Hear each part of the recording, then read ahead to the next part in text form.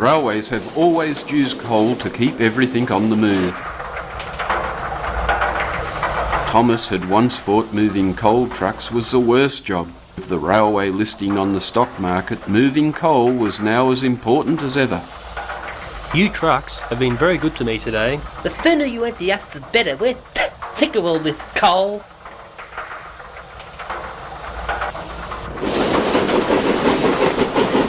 Thomas headed away from the coal mine into the open country. Thomas lay upside down with severe burns. The coal trucks were completely destroyed. A local potato farmer raised the alarm, and help was soon at hand. Earl arrived, bringing Jim the crane and the fat controller. Well, I've seen some accidents in my time, but this is no accident. I'd say there's been a bombing. Thomas was gently lifted onto the flat rail car by Jim. With the coal mine now shut off, I'll have to ration the coal until the line is repaired. There'll be a special meeting at the sheds later.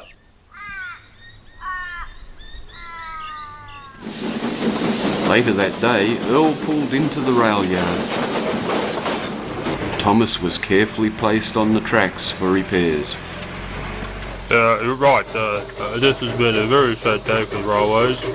It seems there's a mad bomber on the loose. We must do all we can to be on the lookout for suspicious characters. The engines looked at each other. Come on, Noel. Well, who are you looking at? Ah. I will issue all of you with video cameras as security devices, so use them wisely. The engines viewed the cameras still in their boxes.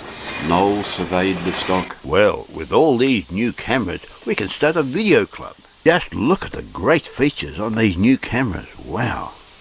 Gleaming Red Ted quickly formulated the rules stating, I challenge all the engines to produce a video on any subject within a month. The best video will win a boiler flush. The engines mounted their cameras and made safe for the night, but on everyone's mind was the threat of a mad bomber. Next morning saw Andy the Diesel enter the yard boasting, So your coal supply has all dried up. It's about time you were all scrapped. Bob replied as he was still trying to turn his camera on. We might be old and dependent on coal, but we're survivors. Bob and Margot carried on delivering the food supplies down their branch line.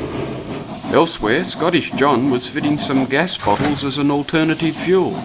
His video thoughts were on this process. Chris was working on a story based on a train's last journey. Alan, the self-funded retired engine, planned a video about the town's feral cats.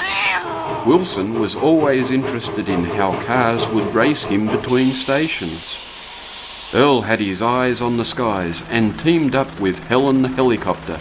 Back in the sheds, Thomas was being repaired. He also had a camera, and his video was being planned. At least I can keep an eye on Andy Diesel if I'm stuck here.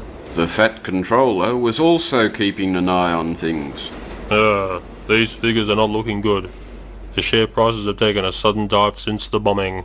He moved to the turntable to chat with Andy Diesel. I'm relying on you, Andy, to bring things back online. I'll do that easily. You can forget about those steam engines now. Just the diesel I wanted to see. I have a small but important job for you.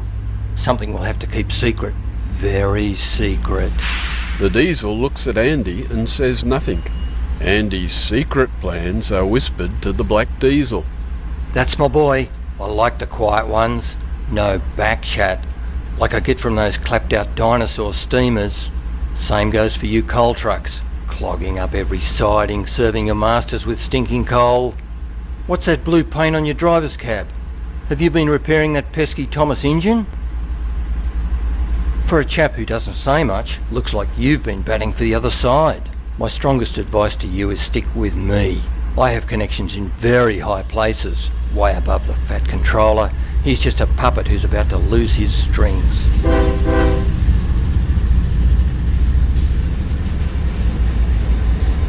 2 weeks had passed and the engines assembled at the rail yards. Off in the distance a storm was brewing, so all the engines packed into the sheds. Thomas was almost repaired and was being fired up to check for any boiler leaks. The fat controller made a brief announcement.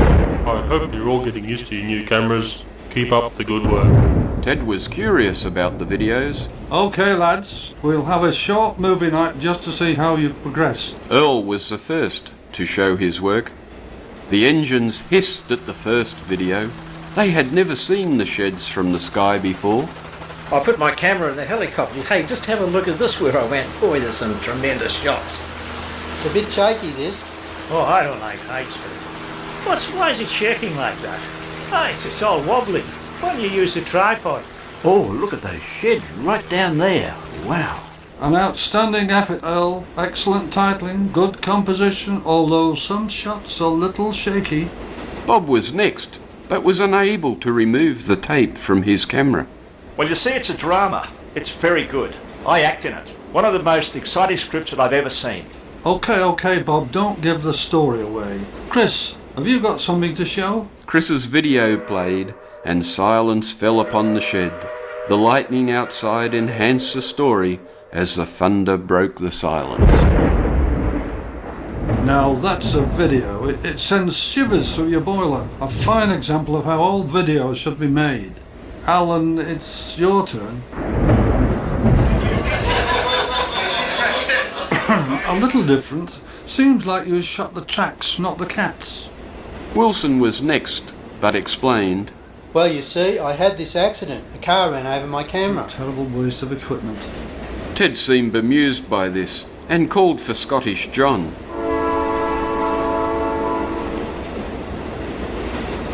I'd like to tell you all about LP gas.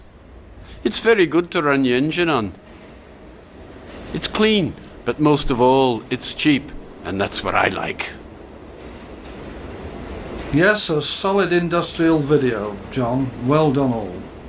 Then from the corner, Thomas whistled. Ted, I have a video.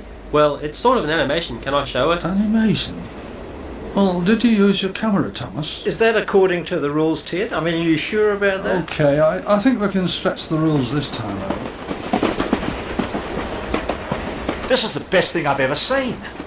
I think I see something. What's that on the turntable? Noel steamed forward, asking for a replay at reduced speed. Come on, Noel. There's nothing. You got to be joking. I can't see a thing. You've got to be I didn't kidding. see any of that. What do you see, Noel? I think that's a bomb on the turntable. A bomb? Don't panic, everyone.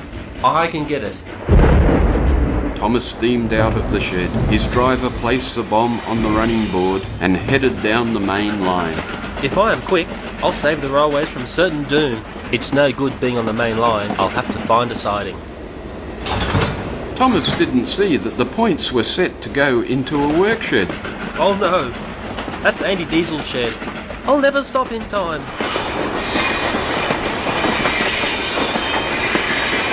Andy couldn't believe his eyes. Oh no! Help! Help! Crikey's not me!